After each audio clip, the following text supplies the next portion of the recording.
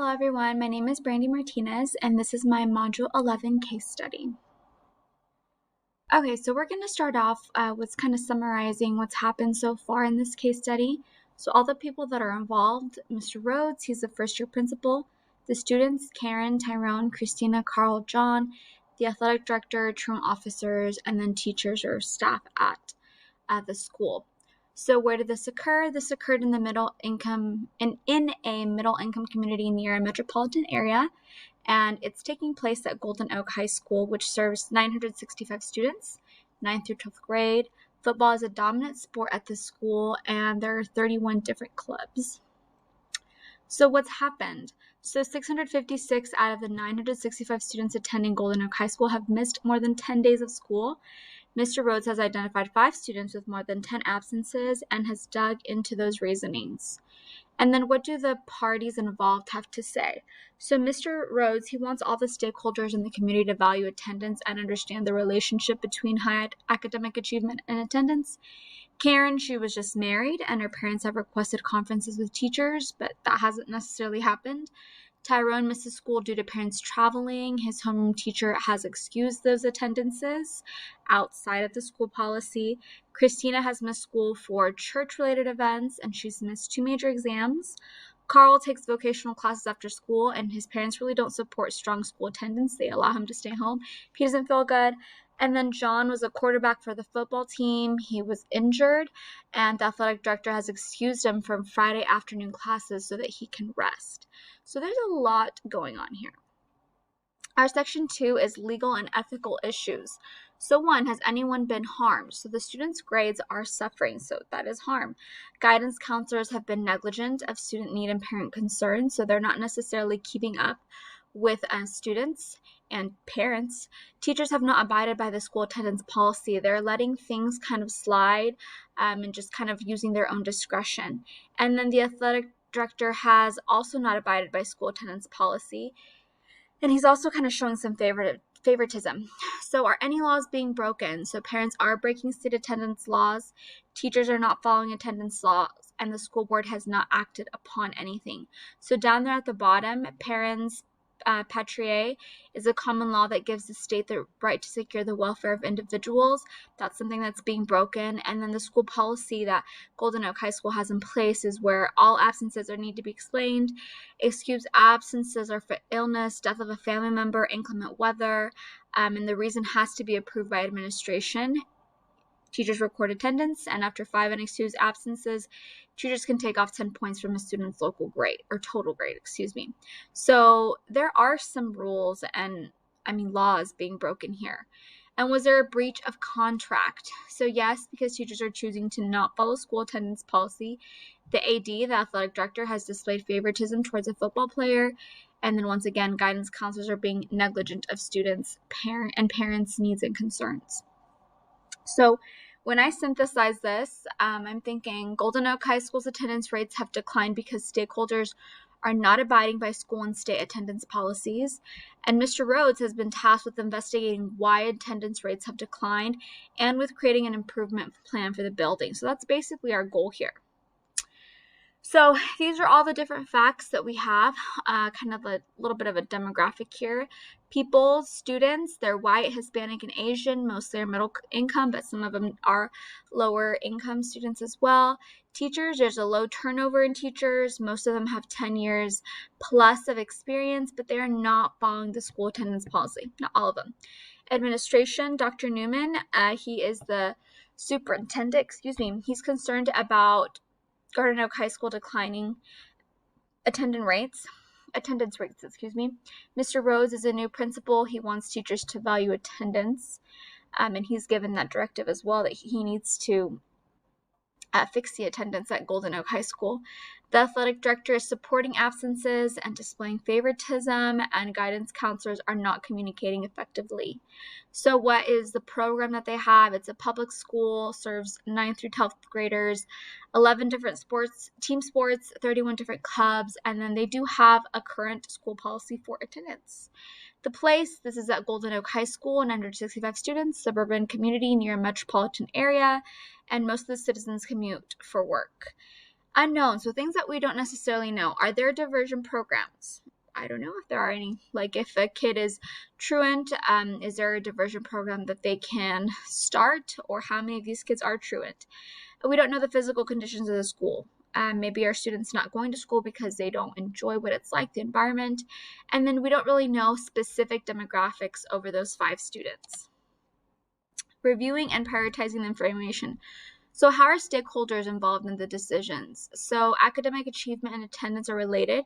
So if students are not attending school, they could possibly not be contributing to their community later on, which affects the students, parents, and community as a whole. So that's how the stakeholders are involved. Can I learn more about the situation? So I think there's more to learn about the situation. I would like to know why teachers are not abiding by the school attendance policy, and why the AD has displayed favoritism. Like, does the school board know about this? So it's just kind of interesting to me that it's just being let go. Like, it just is something that's happening and they're okay with it.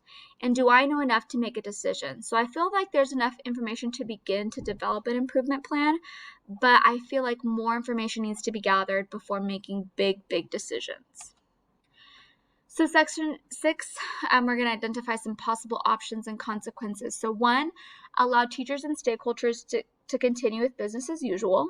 2, talk to teachers about the school attendance policy and enforce that policy. Or 3, create an improvement plan with teachers and stakeholders that make sure all are aware of state laws regarding attendance and school policy. So those are the 3 possible options. So these are the pros and cons of each. So for option 1, where we're not going to do anything, the pros are that it's going to allow for more data collection. So we'll continue collecting data. It won't make anyone uncomfortable because they're still going to be doing the same thing, and it's time effective because we're not spending time doing anything.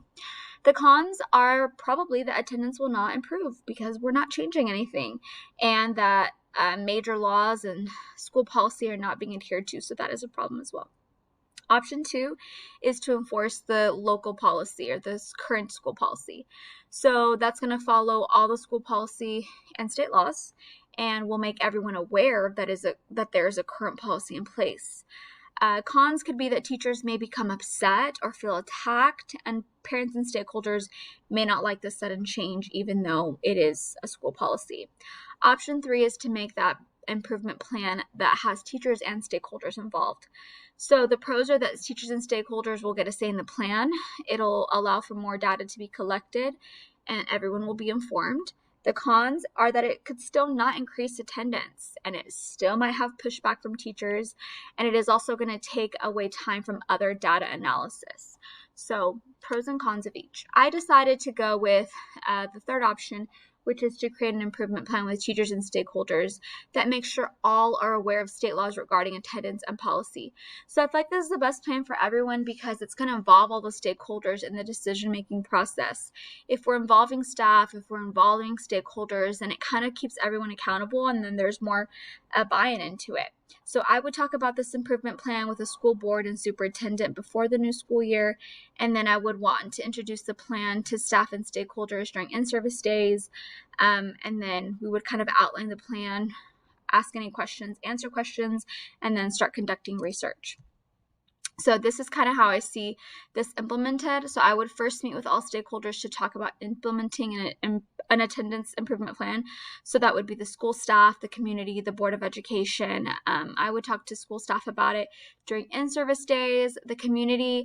Most of the time, we have parent nights, so I would want to talk about it during those parent nights. And then that's also whenever I would create a perception survey so that parents could kind of tell us how they feel about attendance or, their perception about it. Then I would also want to have that same survey be taken by the staff. And then we'd analyze that perception data and the attendance data. So we're going to analyze it in teams, talk about it, see what everyone feels. Or how everyone answered those questions. And then I would like to provide my staff state attendance laws and the school attendance policy so that everyone understands what is expected of them. I would also want to explain to the staff the correlation between student attendance and high academic achievement, since those two are correlated. And then I would also explain the consequences of not adhering to the school attendance policy and state laws. So it's going to be kind of like looking at the perceptual data, gathering information about what you're supposed to be doing, and then finally having the staff come up with a plan to improve attendance and keep one another accountable. So whatever that plan could be, it would have to come up from the staff. That's what I would like. Possible outcomes: not all staff members will be on board, and attendance could become worse.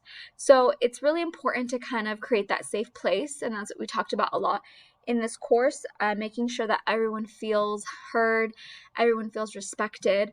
And I really like how in one of the parts it was talking about not threatening people, but just telling them the logical consequences. And I just feel like that's important because it really is preserving everyone's dignity, and I think that that's something that we all need to have as humans.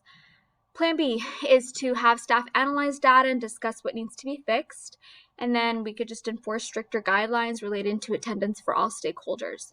So I feel like Plan B is more condensed and more administration-led, and the Plan A that I have is more, let's do this all together so everyone is involved. So finally, program standard integration, So I believe I was able to apply the knowledge I've gained from this course to navigate this case study. I displayed a thorough plan of action and spoke about the importance of different data analysis to aid in school improvement.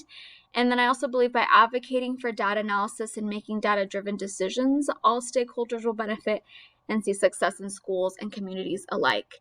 So I really feel like this assignment was important because it kind of put everything that we've done into a real life scenario. And as a future school leader, this is something that could definitely be a problem at my school. Or maybe it's not attendance related, maybe it's something else, but this kind of allowed me to figure out all the steps that I would need to take to fix that type of a problem. So thank you so much for watching.